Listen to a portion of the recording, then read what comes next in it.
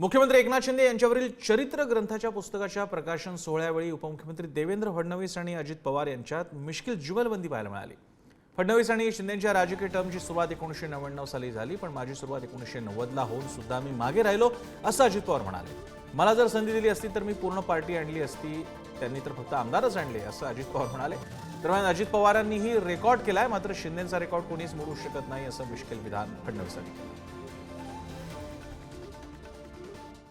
तसं बघितलं तर माझ्या माहितीप्रमाणे देवेंद्रजींची टर्म 99ला सुरू झाली, त्याच्यामध्ये एकनाथरावांची 2004ला सुरू झाली।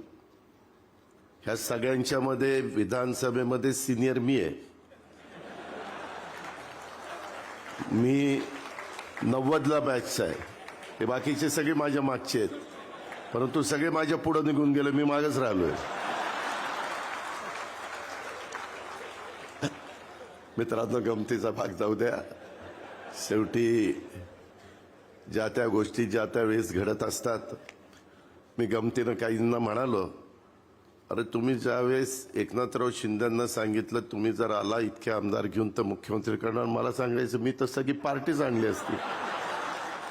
दादा मगाशी असं म्हणाले की ते आमच्यापेक्षा सिनियर आहेत आणि तेच मागे राहून गेले, पण दादा तुम्ही आणि मी जो रेकॉर्ड केलाय तो कोणी तोडूच शकत नाही। म्हणजे 48-72 तासाचा रेकॉर्ड तर आपला आहेच,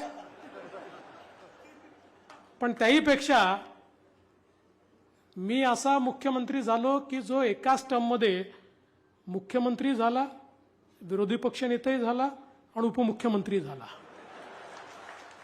आणि तुम्ही एकाच टर्ममध्ये उपमुख्यमंत्री झालात, परत विरोधी पक्षनेते झालात आणि परत उपमुख्यमंत्री झालात।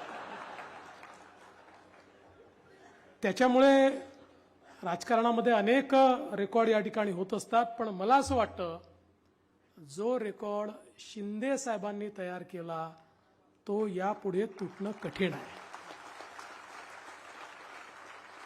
सत्ता पक्षातनं बाहेर पडायचं, विरोधी पक्षासोबत जायचं आणि मग सत्ता तयार करायची, अशा प्रकारची जी हिंमत त्यांनी दाखवली, ही मला असं वाटतं की खऱ्या अर्थानं या पुस्तकाचा नायक त्यांना बनवते। दरम्यान या पुस्तकाच्या मुखपृष्ठावरून अजित पवारांनी एकनाथ शिंदेंना सल्ला दिलाय। मुखपृष्ठावर एकनाथ शिंदे यांचे गुरु बाळासाहेब ठाकरे आणि दिघेंचा फोटो हवा होता असा सल्ला अजित पवारांनी दिला। तर या पुस्तकाच्या पुढील आवृत्तीत अजित पवारांना सहसंपादक म्हणून घ्यावं अशी टिप्पणी फडणवीस यांनी केली। पुस्तकाच्या मुखपृष्ठावर शिंदे साहेबांचे गुरु वंदनीय बाळासाहेब ठाकरे आणि धर्मवीर आनंद दिघे साहेबांचा फोटो हवा होता असं माझं मत आहे। त्याच्यामध्ये ते अधिक संयुक्तिक झालं असतं, ते त्यांनी टाकावं अशी माझी सूचना आहे।